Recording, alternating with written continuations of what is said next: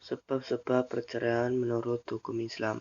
Adapun sebab-sebab putusnya hubungan perkawinan dalam kurung perceraian menurut hukum Islam ialah sebagai berikut. Yang pertama, itu talak. Hukum Islam menentukan bahwa hak talak adalah pada suami dengan alasan bahwa seorang laki-laki itu pada umumnya lebih menguatkan pemikiran dalam mempertimbangkan sesuatu daripada wanita yang biasanya bertindak atas dasar emosi. 2. Huluk. Talak huluk atau talak tebus ialah perceraian atas persetujuan suami istri dengan jatuhnya talak satu kepada istri dengan tembusan harta atau uang pada istri yang menginginkan cerai dengan cara huluk. Dasar diperbolehkannya huluk ialah pada surat Al-Baqarah ayat 229 sebagai berikut. At-talaku marrotani fa imsakum bima'rufin aw tasrihum bi ihsan wala tahillu lakum an ta'khudhu mimma ataitumuhunna syai'an illa ayyakhafa alla yuqima hududallah fa in khiftum alla yuqima hududallah. Artinya, talak yang dapat dirujuki 2 kali. Setelah itu boleh rujuk lagi dengan cara yang ma'ruf atau menceraikan dengan cara yang baik. Tidak halal bagi kamu mengambil kembali dari sesuatu yang telah kamu berikan kepada mereka, kecuali kamu kalau keduanya khawatir tidak akan dapat menjalankan hukum-hukum Allah. Adapun syarat sahnya khulu ialah sebagai berikut. A. Perceraian dengan khuluk itu harus dilaksanakan dengan kerelaan dan persetujuan suami istri. B. Besar kecilnya jumlah uang tebusan harus ditentukan dengan persetujuan bersama antara suami istri. Apabila tidak dapat persetujuan antara keduanya mengenai jumlah uang tebusan, hakim pengadilan agama dapat menentukan jumlah uang tebusan itu. Yang ketiga, itu shikok. Shikok itu berarti perselisihan atau menurut istilah fikih berarti perselisihan suami istri yang diselesaikan 2 orang hakim, 1 orang pihak suami dan 1 orang pihak istri. Pengangkatan hakim kalau terjadi shikok ini ketentuannya terdapat dalam Al-Quran surat An-Nisa ayat 35 yang berbunyi wa in khiftum shiqaqa bainihima fab'atsu hakaman min ahlihi wa hakaman min ahliha yurida islahan yuwaffiqallahu bainahuma innallaha kana aliman khabira.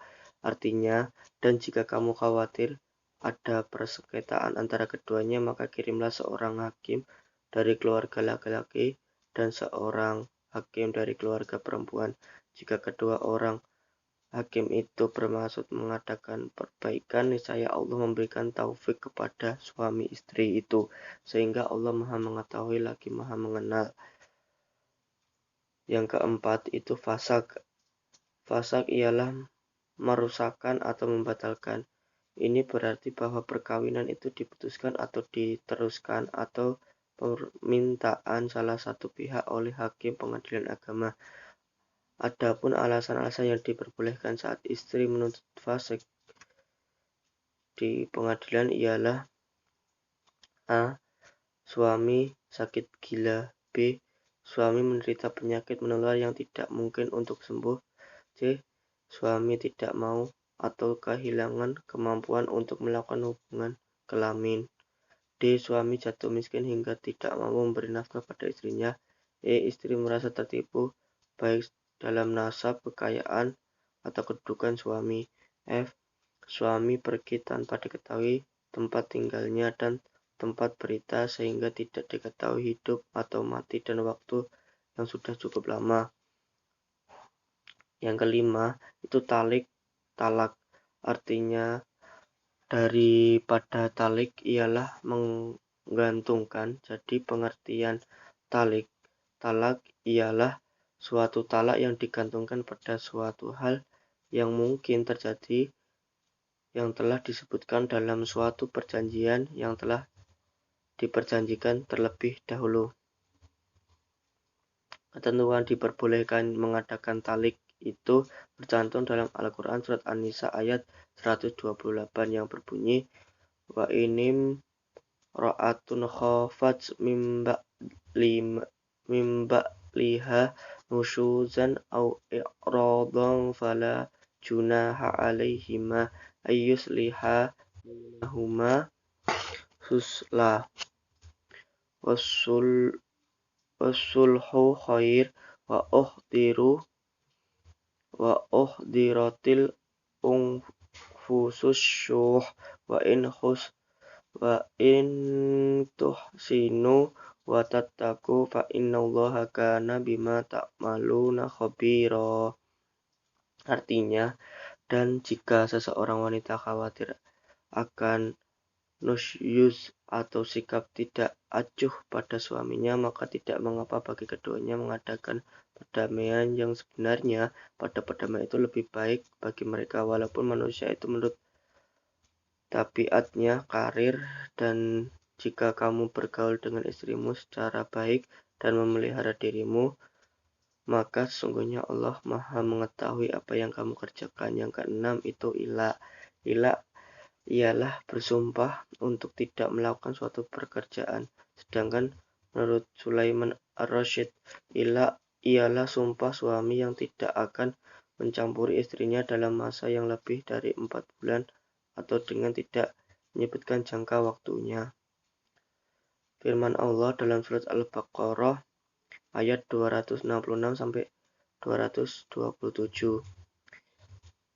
Lilladzina yu'luna min nisaihim tarabbusu arba'atin ashhur fa in fa'u fa innallaha ghafurur rahim wa in azamu talaqa fa innallaha sami'un alim.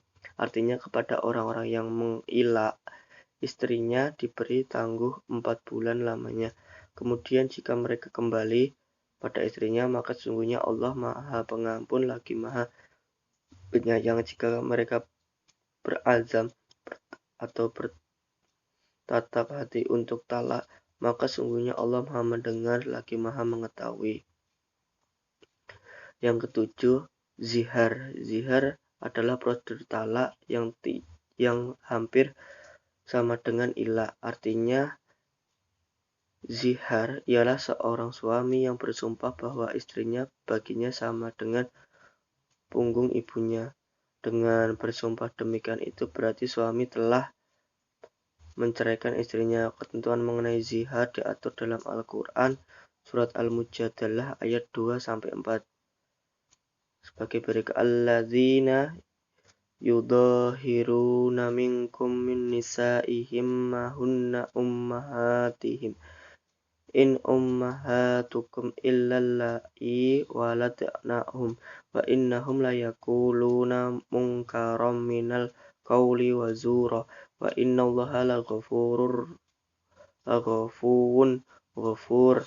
Walladzina yudahiruna min nisaihim summa ya'udu lima qalu fatahriru raqabatin min qabli ayyatamasa zalikum tu'atuna bihi wallahu bima ta'maluna khabir. Faman lam yajid fasiyamu syahraini mutatabi'aini min qabli ayyatamasa faman lam yastati fa'il'atu sittina miskina zalika liyu'minu billahi wa rasulih wa tilka hududullah walil kafirina adzabun alim.